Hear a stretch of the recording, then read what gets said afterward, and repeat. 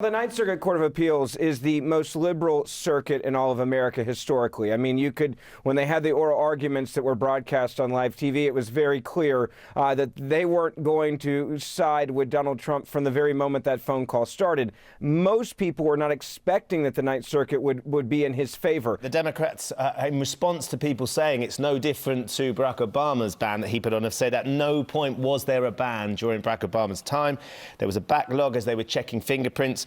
John Feiner, the flow of refugees did slow during his tenure as president, but at there was no month when no Iraqis arrived. So it's not fair to suggest that Barack Obama banned Iraqi refugees coming into the country, like President Trump is trying to stop. I think the point.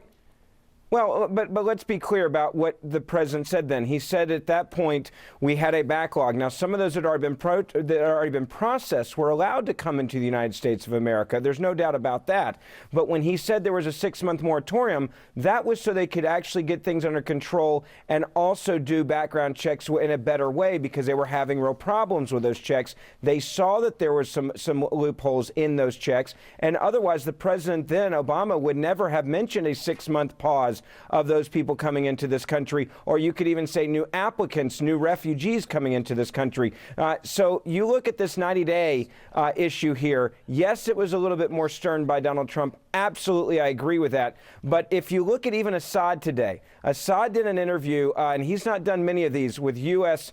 individuals, and he even said today out of his 4.8 million refugees in Syria, he said there's no doubt that some of them are terrorists. So when you even have Assad, who many would argue is a terrorist, saying that many of the refugees that he's dealing with, yes, some of them are in fact terrorists, that's where the warning sign, and that's where Donald Trump gets a lot of support from saying, hey, we've got to do a better job of vetting these individuals. Even Assad saying he can't do it well.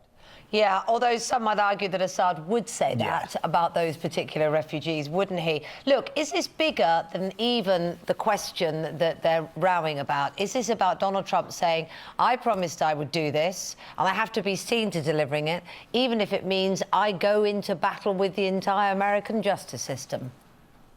Well, I think for Donald Trump, he said he was going to do it, and that's certainly one of the reasons why. This is a big campaign promise. But I also think that he does believe that there are issues. Remember, these 7 countries on his list, he did not create.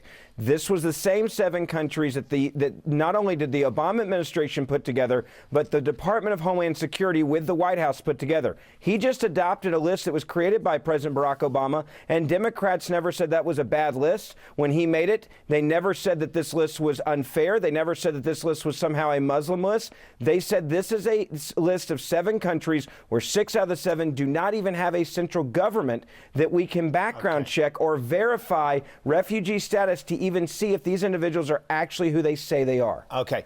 Ben, it's always good to hear your perspective from Dallas there. Ben Ferguson, who's a political commentator, and I think he's absolutely right. I think we're going to see Donald Trump in court again.